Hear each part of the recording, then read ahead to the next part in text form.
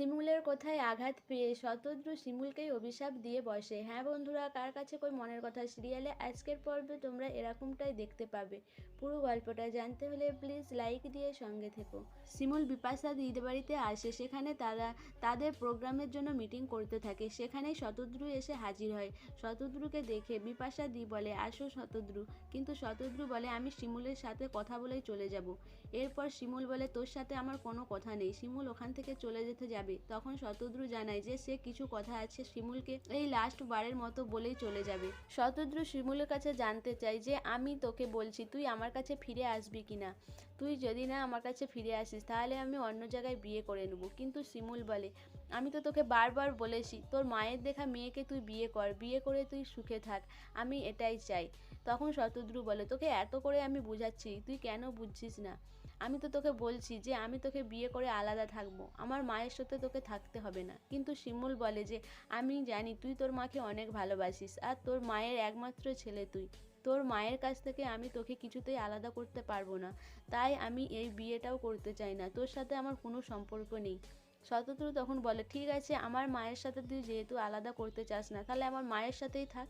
কিন্তু শিমুল তাও জানায় যে তার মা যে অপমান করেছে তারপরে তার মায়ের সাথে থাকা তার সম্ভব নয়। শতদ্রু বলে, তোর শাশুড়িও তো তোকে প্রথম প্রথম অপমান করতো, কিন্তু তুই তো এখন তাদের জন্য ওই বাড়িই ছাড়তে পারছিস না, তাহলে তুই এখন আমার মায়ের কথাগুলো ধরে বসে আছিস।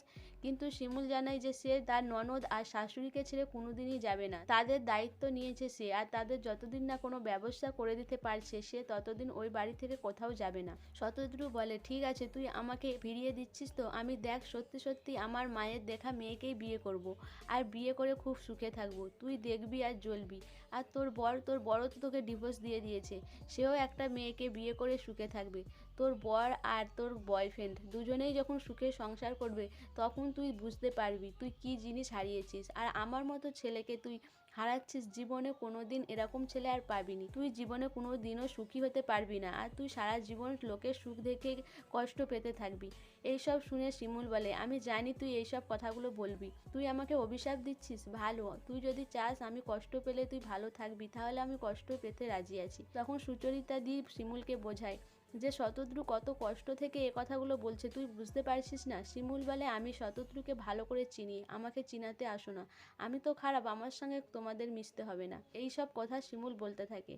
এরপরে শতদ্রু বলে, ঠিক আছে, আমি চলে যাচ্ছি, আমি কোনো দিনও তোর জীবনে আর ফিরে আসবো না। এর পরের দিনে পরাগ আর প্রিয়ার আশীর্বাদ, সেই জন্য শিমুলের বান্ধবীরা সবাই শিমুলদের বাড়িতে আসে। শিমুলকে সুচরিতা দি বলে, তুই আমাদের বাড়ি পালিয়ে চল, আর এখানে থাকতে হবে না, তোর এসব দেখলে কষ্ট হবে। এদিকে তুতুল পুতুল দিয়ে আরে কান্নাকাটি করতে থাকে। শিমুলকে সবাই বলে যে এখানে না থাকতে, কিন্তু শিমুল বলে, না, আমি এখানেই থাকবো, তাদের যেহেতু কোনো কষ্ট হচ্ছে না, লজ্জা নেই, তাহলে আমার কিসের লজ্জা, আমি এখানেই থাকবো, আমি কোথাও যাব না। সো বন্ধুরা, শিমুল যে শতদ্রুকে ফিরিয়ে দিল, শতদ্রুর বলা কথাগুলোই কি শিমুলের জীবনে ফলে যাবে? শিমুল কি সত্যিই সারা জীবন কষ্ট পেতে থাকবে?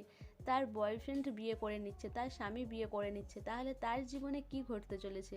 তোমাদের কি মনে হয় অবশ্যই আমাকে কমেন্ট করে জানাবে। আর আমার ভিডিওটা ভালো লাগলে লাইক, কমেন্ট, শেয়ার করো, আর সাবস্ক্রাইব করতে ভুলো না।